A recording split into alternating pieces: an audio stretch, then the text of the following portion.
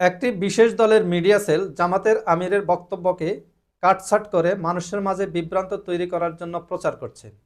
প্রথমে আমরা দেখে নেই এই ভিডিওতে কি আছে।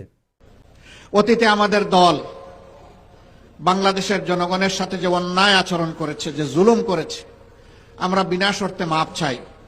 একটিবারের জন্য আমাদেরকে আপনারা ক্ষমতায় দিন। আমরা ভালো হয়ে গেছি, এখন দেশের জন্য ভালো কিছু করতে চাই।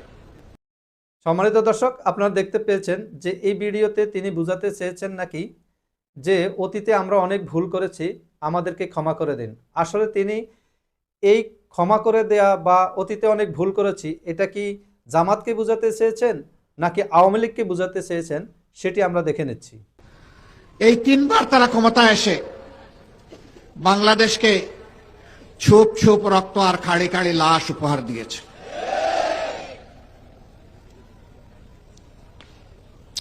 96 সালে ক্ষমতায় আসার আগে হাত জোড় করে তারা জনগণের কাছে ক্ষমা চেয়েছিলেন।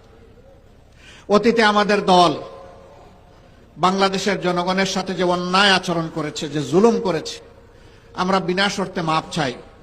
একটিবারের জন্য আমাদেরকে আপনারা ক্ষমতায় দিন। আমরা ভালো হয়ে গেছি, এখন দেশের জন্য ভালো কিছু করতে চাই। হাতে তসবি ছিল, মাথায় ঘুমটা ছিল।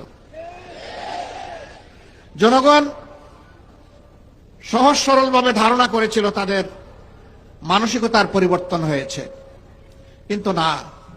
যখনই তারা মসনদে বসলেন, তারা আপন রূপে আত্মপ্রকাশ করলেন।